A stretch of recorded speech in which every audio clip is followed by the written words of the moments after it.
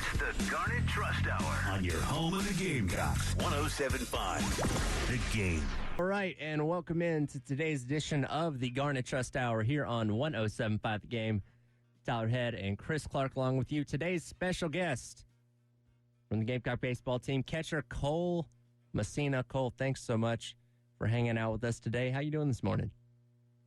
I'm good, man. How are you? Doing good. Excited to have you here. Excited to talk a lot of baseball. It's been a very good season for the Gamecocks so far, and you guys are in the midst of a pretty tough slate of games coming off of a little bit of a rough weekend against Auburn, but now setting your sights on Winthrop tomorrow night and ultimately a good Kentucky team this weekend. Yeah, you said catcher Cole Messina. Am I on, Tyler? There you go. Now we're on. Sorry. We're switching mics on you There you again. You said catcher Cole Messina, but now almost a jack of all trades. Anything you can't do? That's actually one of the questions. We have questions flooding in for Cole from social media and from GamecockCentral.com. And that was actually a common one. There was some form of joke of like, what can you not do? Are there any positions that you really can't do that you would just not do? I mean, I'd probably no. Mm-hmm. I don't know. I definitely don't think I could play shortstop. No shortstop. Probably not center field. What about pitching? Nah. Can you run it up there? I don't think so. No. But other than that, Now, have you played just about every position at some point in your baseball career? Because I feel like when you get to college, you've probably played a little bit of everything, right?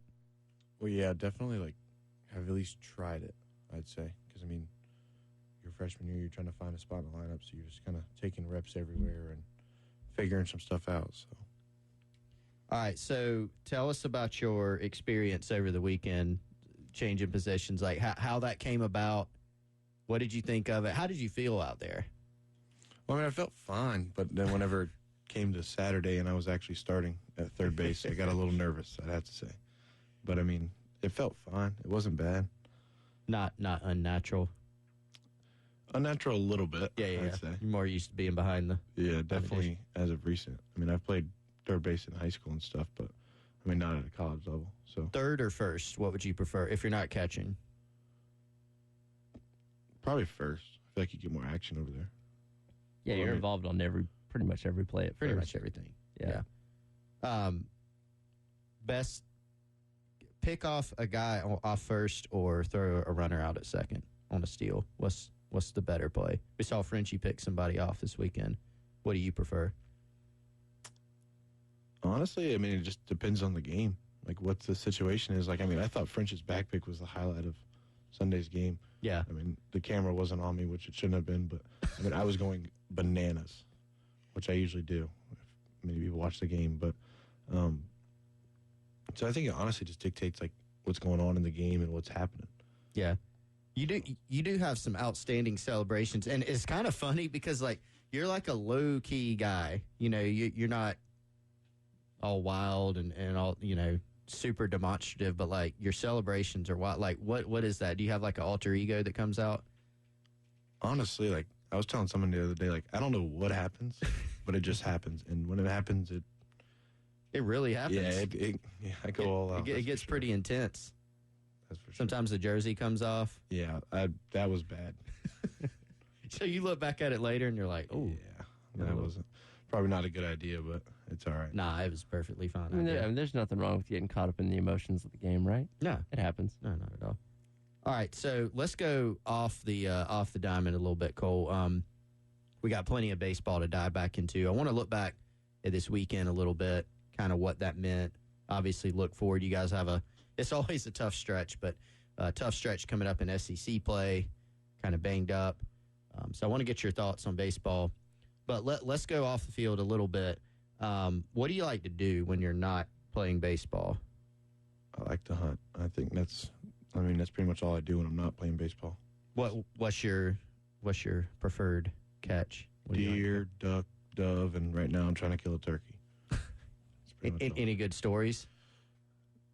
Probably not good for the radio, but we've had some good stories. Can you give an edited version?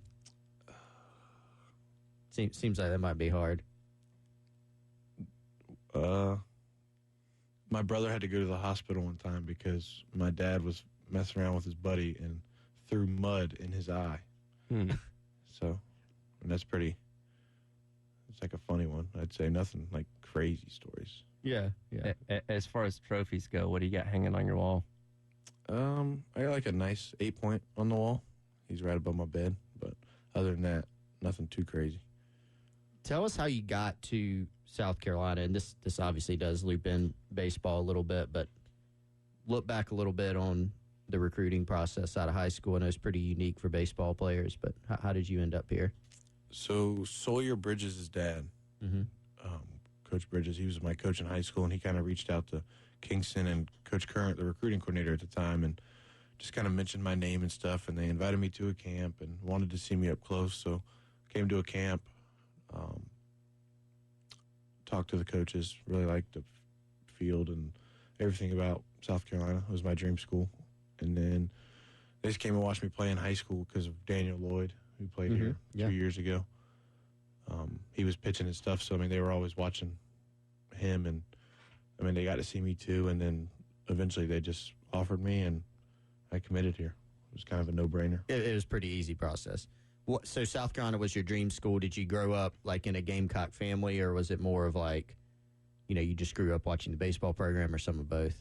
No, I mean, my house is a split house. My mom is a graduate from Clemson. I mean, she's a diehard Clemson fan, and then my dad is obviously a South Carolina fan.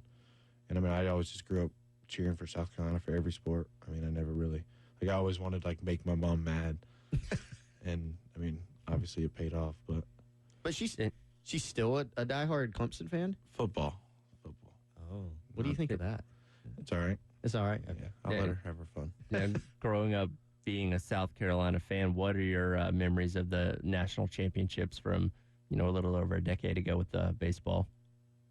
So I definitely remember watching them, but I think the coolest thing, so we have the state fair comes to Charleston where I'm from, and I have a picture with me, my brother who's also coming here, my dad, and Scott Wingo from the fair, which I think is pretty cool.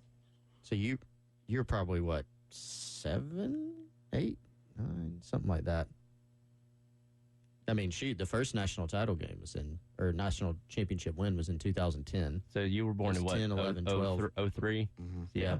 About 7 to 9 years old. 7 years old. Wow. Like I said, we got a lot of questions also from GamecockCentral.com forums, as well as Twitter, and we will bounce back and forth with Cole between some off-field fun stuff and some baseball stuff. And if you've got questions, Tyler, can we take some questions on the Firehouse Subs text line as well? Yeah, absolutely. Text in 803-404-6100 for any questions as well. Do you get called? Here's one from Bo Duke on GamecockCentral.com on the Insiders Forum. Cole, do you get called Funky Cole Messina often? Seems like a lot of people are. Yes, it's obviously the older crowd, I'd say. I mean, my mom's always told me that, but, I don't know. I never really fell into it. That started younger though, not even this year. I feel like it's really taken off this year too. Yeah, it's definitely started. Follow up from Bo Duke. Well, it's unrelated, but I see you're always chewing gum and blowing bubbles. Are you a double bubble or big league chew guy? Double bubble. Double bubble. How many? What is it? Whole pack or what you got going on there? It's 2 pieces at a time, and I can get up to 15 pieces a game. 15. Jeez. So it just keeps growing. You're I need a little bit more. 15. At one time? No. Okay. Okay. 15, 15 different pieces. Okay. No. That could blow the biggest bubble, a hot air balloon. I think about Big League Chew, when you first start, it's like concrete at first. It's very hard. And I can't imagine having to do that with multiple pieces. There's some serious jaw strength. Yeah, 15, I guess so. 15 pieces at once. All right, got some more. Actually, we got a comment here. This is pretty cool, Cole. Matt Sellers, Matt Gamecocks on Twitter. You are his 8-year-old son Sully's favorite player. How about that? Pretty cool. So shout out to Matt Sellers and his son Sully. Sully says hi to you. He's also a catcher, and he wants to be called Little Moose, Little Moose. And he does the double dance like Moose, Petrie, Brewer, and others when he gets a double. So he is taken after you. All right, tell us about the double dance. Ooh. That one. I mean, What's the genesis?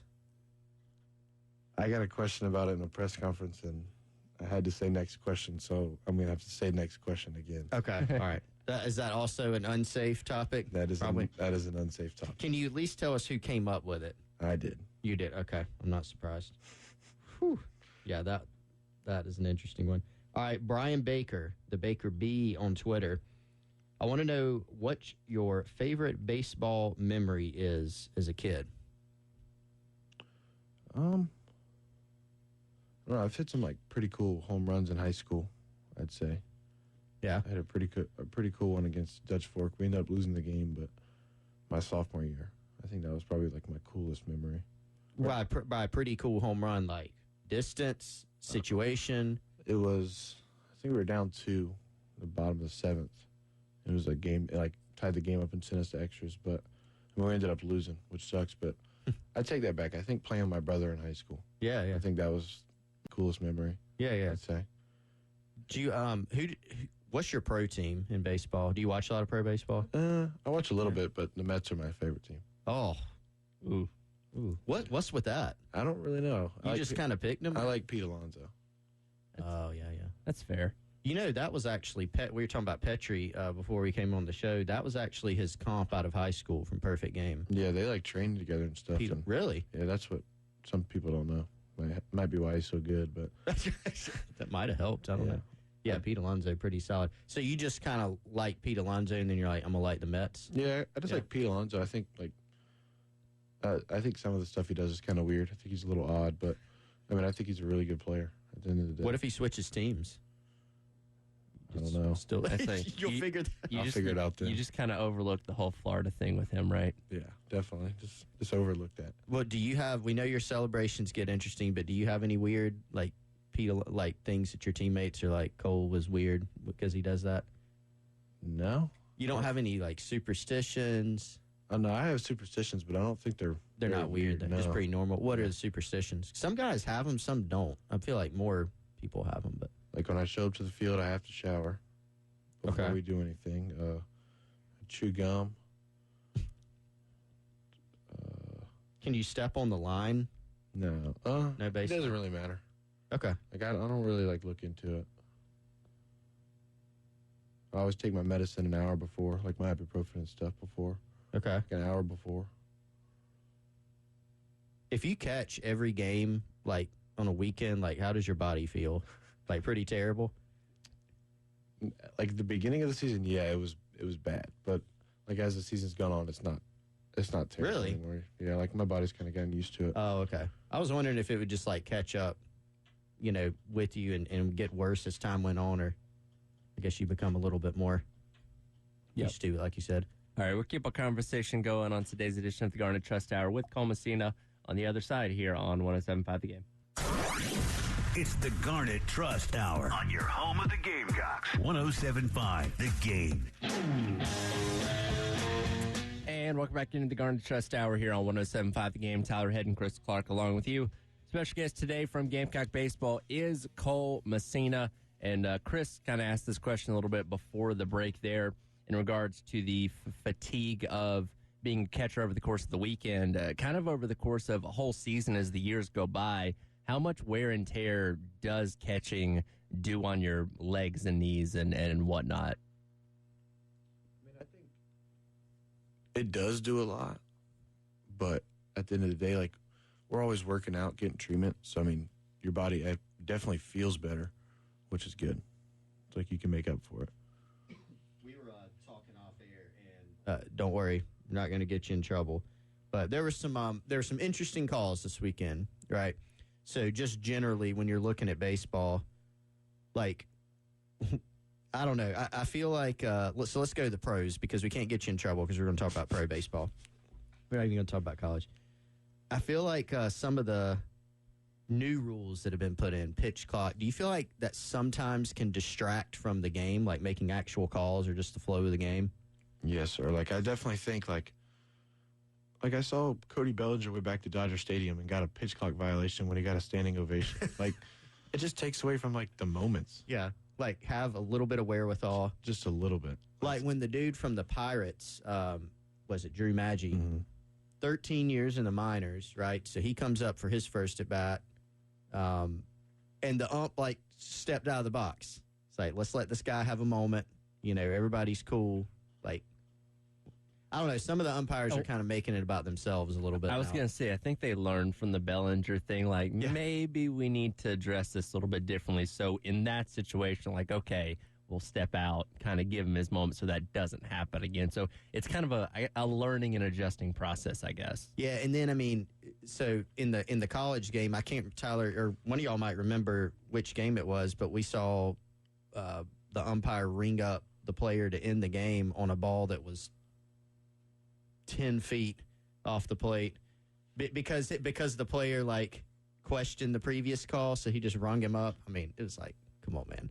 Yeah, that's definitely, like, not how this game should go, which sucks because, I mean, they do have a lot of power at the end of the day. Yeah. So Nobody comes there to watch the umpires. Definitely. They want to see people hitting homers and stuff. By the way, y'all have hit a lot of homers this year. So Kingston has said that, I don't want to misquote him. Maybe you remember the quote. Most improved player, I think, in the country, he said. We also had someone write in here on Twitter responding to our throwing questions out there for you, also saying that, you know, you felt like you were the most improved player in the country. What do you attribute that to? Like, how have you taken this big of a step forward? I definitely just have to say my coaches.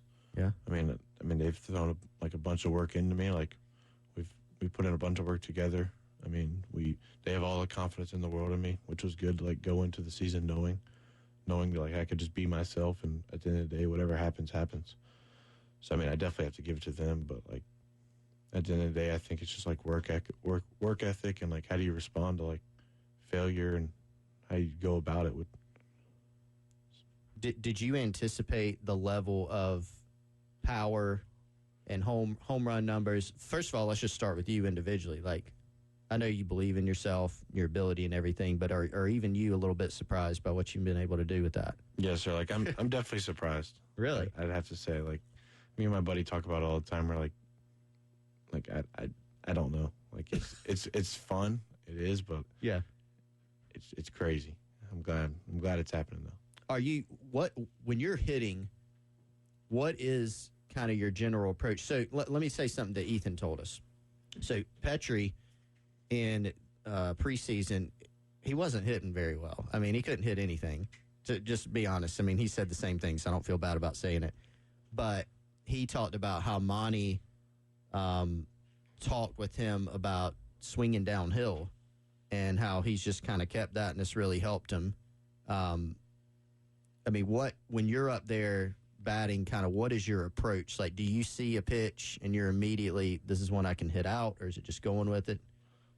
I think it's definitely just, like, going with it, and, like, because I don't know, like, for me personally, I think if I think, like, oh, hit this pitch out, I'm going to get out. Like, Right. It's just how it goes. Like, Right. my dad's always said that to me, like, don't think about it, just do it type thing. Mm-hmm. But I think the biggest thing would just be, like early in the count, obviously, like, when, like, the bat just starting, like, just, like, ambush, like, just try and hit the ball, like, super hard. Mm-hmm. That's what I learned this summer ball. Like, one of my roommate this summer was just like, don't think about, like, oh, I'm going to hit a fastball hard here, like, oh, I'm going to hit a curveball. Just think, like, ambush whatever comes, and then if it's not your pitch, just take it and move on. Yeah. So I think that's kind of, like, the biggest thing for me is just like, the mental cues. How big has Monty Lee been for you guys in his first year back here? No, he's been awesome. I mean, coming in, I was super excited because, I mean, he recruited me in high school, so I was excited for him to come in. But with him here now, it's been amazing. I'd have to say, like, I mean, just, like, what he pours into us every day, like, he puts all of his time and effort into us. I mean, so do the other coaches. Nothing to them. It's just, like, but it's been really, really fun. So you guys on a weekly basis are going to face really good pitching. Even before y'all got into conference play, there's a lot of good pitching you face, but certainly in the SEC, you're going to be going against Skeens and from LSU and all the Florida arms, and then you're used to it because you see the guys that y'all have in practice every day. But how much more comfortable are you facing that level of pitching compared to last season?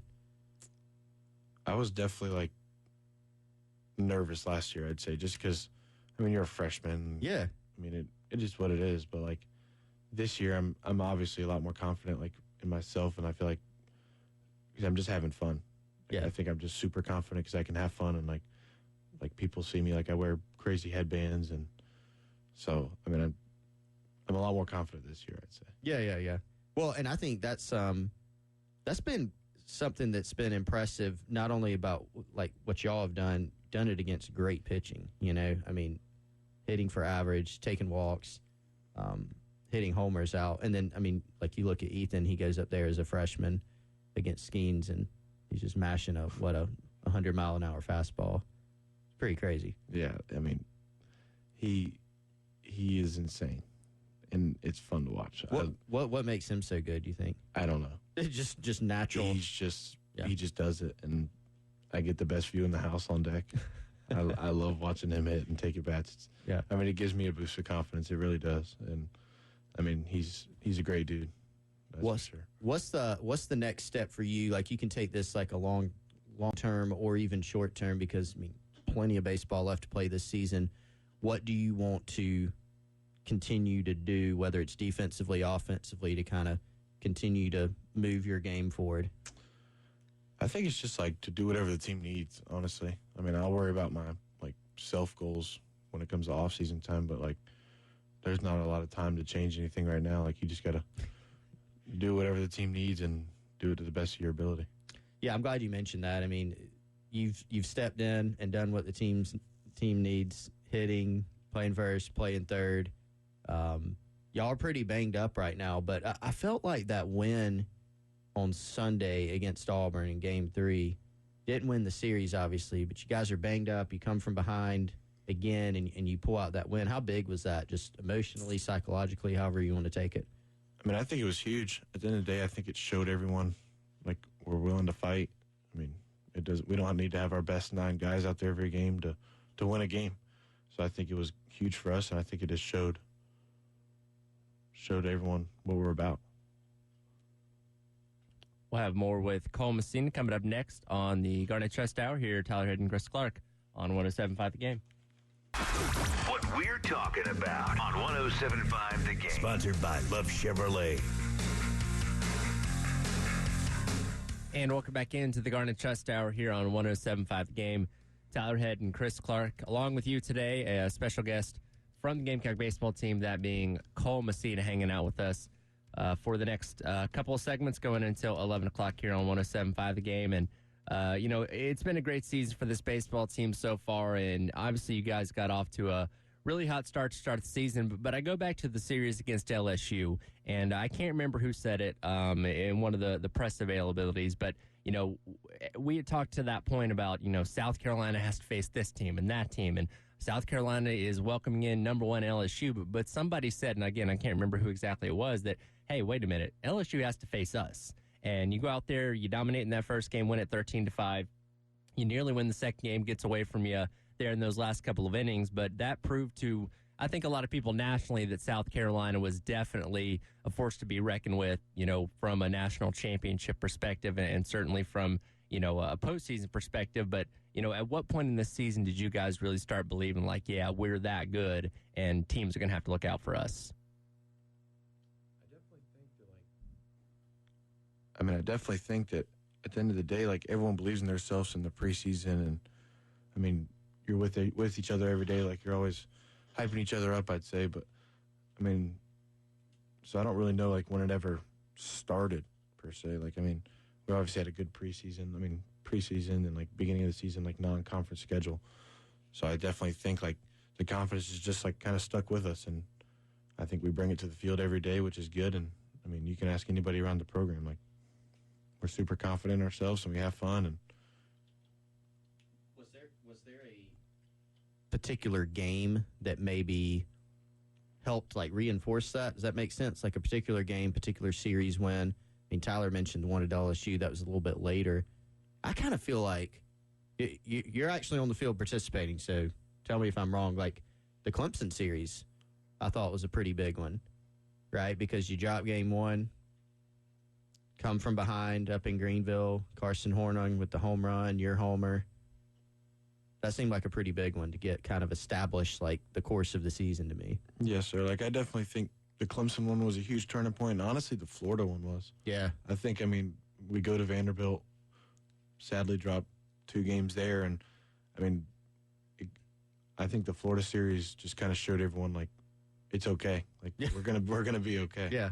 So, I think it was good, though. What's the biggest that one got away from us? Was it the game at Clemson, the game 1? You still won the series, though, so, But was it the LSU game, game 2? Didn't get to see game 3, unfortunately. Was it that Clemson game, or was it maybe one of the Vandy games?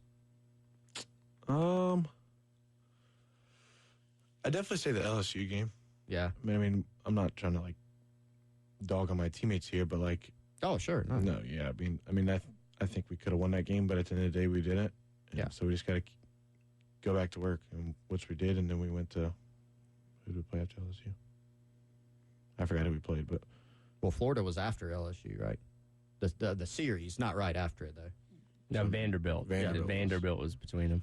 Okay. Yeah, Vanderbilt. But then y'all rebound, obviously, with Vanderbilt. Well, so I mentioned the Clemson game home run, and kind of sounds silly. I'd kind of forgotten about that briefly. That was awesome, an awesome moment. Have you seen the clip on social media of the Clemson dugout after you hit that home run? No, sir. Really? I haven't. I don't think I've seen that. Okay, we're going to go back and find that during the break. They weren't happy with your looking at it, admiring it. It'll be all right. Yeah, you'll be just fine. Yeah. But that does lead us to one of the questions from Twitter, Brave Redcock. And I believe, let me double check this. I believe Brave Redcock has the Twitter profile picture is actually the double dance. So that is phenomenal. What is the optimum amount of time to watch a home run fly before entering your trot? How do you make that decision? I think it dictates the game. Okay. I feel like the Clemson game, that was a big home run. And, it definitely dictates the game. I think if you're losing, like, obviously no one really wants to watch that one. But I think that question would be better for Gavin. I think Gavin has the home run trot down. Well, so we asked Gavin about, and I thought maybe you had seen the clip of your home run against Clemson because you said that you had seen some clips on social of some of your swings, like the extension you get and everything. Gavin admitted that, which homer was it, Tyler? Do you remember? I think it might have been one of the Clemson home runs he hit, 'cause he hit 2 in the home game, right? I believe. Yes, sir. Mm-hmm. He said he had watched it like 20 times, he admitted. Are you surprised by that? No, sir. I'm not. That kid, he puts in the work, so he deserves to watch it 20 times, so he can keep watching it 20 times. You think he analyzes also his, like, not only the homer and the swing, but, like, all right, how was my celebration? Is it on a 1 to 10? That's funny. I don't know. Probably not. He seems like he thinks about it a good bit. He definitely does. He definitely, like, does it in the mirror at home and practices the kiss. Yeah, and the chef's kiss. There was one time, so he was coming around to score. I can't remember if it was from, like, second or third, and I think he's so used to the kiss now when he's going to home plate, he, like, started it. I swear. Oh. I swear he started to do it. Like, he started pulling, and I think he had to catch himself. Oh, yeah, that's not the time. I didn't hit a home run on that. That's funny. Yeah, it's pretty outstanding stuff. All right, some other questions we have. So everybody has been asking some form of, is there a position you can't play? How are your pitching skills? Yeah, we already kind of covered that. You said you did not want to play short. That's a no-no for you. I think I'd be nervous. Definitely would be nervous if I was playing shortstop. Yeah, I don't blame you for that one at all. Would you consider wearing a Blooper Braves headband? I'm going to go ahead and say you're probably going to say no to that because you're a Mets fan. Definitely say no. It's the Philly fanatic one is sticking for a while. So yeah. Now before Pete Alonso got to the Mets, was there any other players you particularly followed, or any other teams at that point in time? Obviously like the Braves. Close to home, but I never really had like a true team that I kind of cared about. So kind of cool to watch the Mets and kind of have a team to follow along. We also have, okay, this one just came in less than a minute ago, and I don't know about this one. I'm going to ask it. It's from Evan Stone. Evan wants to know what your favorite type of milkshake is. Oh, man. Hey, Evan. Evan, it's the medium chocolate milkshake from Sonic. Okay. I like how there's a size even. He knows what my favorite milkshake is. He was just being funny. Okay. You ever mess around and get a large? Sometimes, depending on the game. Yeah, I figured there was some kind of behind-the-scenes context that we know absolutely nothing about. Another Twitter account here. This is phenomenal. You have an even bigger fan club than I knew about. Funky Messina's Headband. Oh, it's an actual. Do you know that one? I have not seen that one. Okay, I'll go check it out. You have it. What's the story behind the headband? So tell us the history there.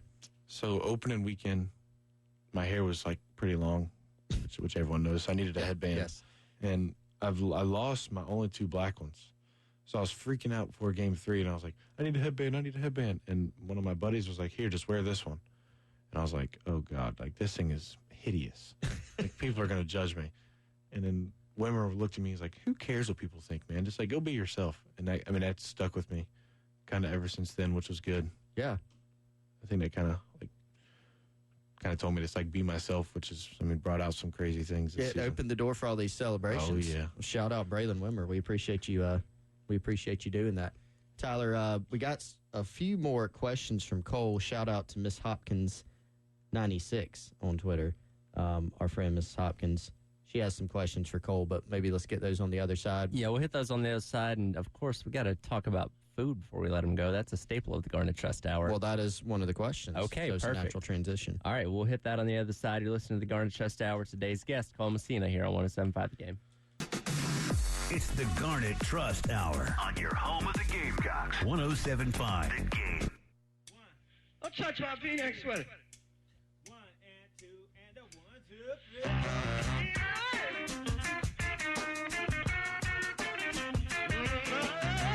And welcome back into the Garnet Trust Hour here on 107.5 The Game. Tyler Head and Chris Clark along with you. A few more minutes hanging out with Cole Messina here, and we've got to get into the most important topic that we love to talk about here, and that is food. I believe Chris has a question coming in from some of our listeners about that. It's Mrs. Hopkins 96 on Twitter. Thank you for listening all the time here on 107.5 The Game. All right, she loves Cole also, like everybody. She actually has a baseball, a life question, and a food question. So we have 3 different categories. So let's start with food. How do you eat your steak? Did you hear me? Yeah, medium rare. Man. I just said that like 4 times. Yeah, I like my steak medium rare. Medium rare. Okay, very nice. Have you been to the establishment right over here to have a steak? Halls. I have been.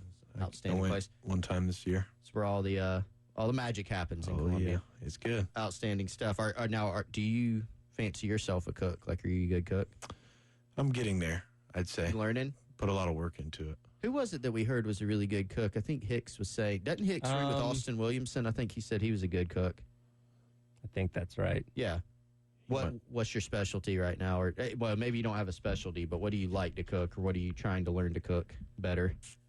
I'm definitely trying to make the steak better. I mean, I feel like you can always work hard on your steak, but I think my specialty is like deer tenderloin. I think I'm pretty good at it. How do you do that? You smoking it? No, I just sear it on both sides and then just put it in the oven for a little bit, bake the middle, ready to go. So you always have deer meat in the freezer, probably? We have a deep freezer, and at one point this year, I think we had, I want to say like 4 deer at the house up here. Do you get, like, when you get it processed, you get all the things, like you get sausage, burgers? Not really the sausage, I'd say. I'm kind of more basic. I just get like cube steak, like burger, tenderloin. I've never had the cube steak. I've had burger, sausage, about anything else you can You a deer jerky guy? Oh, yeah. My brother loves it. I mean, some of my best friends are huge deer jerky guys. So it's phenomenal stuff. Now, when you're going to do a steak, how are you doing that? You searing to give us the rundown? So I bake it first in the oven, like let it get Okay. and then I just sear both sides. I think So that's like a reverse sear. A reverse sear, that's right. See, I haven't tried that yet. It's pretty good. I'm We going get- to check that You out. going with like a marinade or No, sir. It's more of like a garlic, salt, pepper. It's pretty much it. Basic. Just nice and easy. I like it. I like it. All right, let's get Miss Hopkins' other questions here. What is your go-to positive quote when you need some inspiration? Are you not a quote guy? I'm very a quote guy, but I think my mom can kind of get me motivated when I need it. Yeah. I feel like she can shoot me a text, or my dad can shoot me a text. I don't really have like a certain quote, Yeah. I'd say. So you talk to your parents a good bit about just how things are going. Yes, sir. We talk pretty much every day. All right, and her other question, baseball questions, go back to the diamond. Which pitcher or pitchers are the most fun to catch? And I don't know if you can take that however you want. That can be in game, that can be messing around, practice during the week, whatever. I think Veach. Is probably the most fun because I don't know what he's going to do after the inning. He's crazy. So The swag wall. I don't know what's Absolutely. coming. I don't know what's going to happen, but I think he's the most fun because I think anybody can see he's probably the most intense. He's pretty intense as a dude. So What about the actual pitches themselves? Like, take away the person, just straight up pitches. Like, it can be most fun, most challenging. I mean, some of those guys, we got some movement going on. definitely, I think like Noah Hall's changeup because I think his changeup is harder to catch than Veach's because I think Veach can like put it wherever he wants, where Noah is just kind of like not just throwing it wherever, but I think he has like less time, like a less of a, I don't know what I'm trying to say, like he has a harder time controlling it than Veach, I'd say. Yeah. So I think it's probably harder to catch, but I think Veach's changeup is pretty fun. Fun. When we had we had Meredith McFadden on, and she was telling us about Nick Proctor's bullpen routine. That sounds fun. So I haven't caught Nick's bullpen routine. Yeah, you haven't seen it? I haven't seen it in a while, but I know when Nick comes in the game, his stuff's pretty weird. So I mean, but you know what it is, right? The actual routine? I think he throws a coffee can and. Well, he used to. Oh, he doesn't do that anymore. He now crushes it on his head. Oh, okay. There's been a change. all right? And there's some pink something going on there. I can't. It's probably his glove. His glove's pink.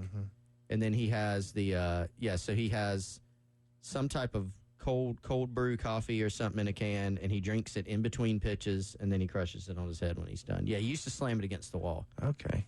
Yeah. I'll have to look into that. Yeah, I want to go see it now because I mean you can stand right up there. That just further reinforces pitchers are weird. Man. Yeah. Well, and Nick's coming from Cal Berkeley, a little different vibe, whatever. Y'all have some really interesting personalities on your team. That sure. is a true statement. He's looking at me like that's an understatement. Yes. Who's the weirdest? Oh man. That might be hard to say. It might depend on the situation. It definitely does. Because you get a little weird on your celebrations sometimes. I do. Like, I think some people look at me like I'm weird. That's okay. I don't know. It definitely does depend on the situation, though.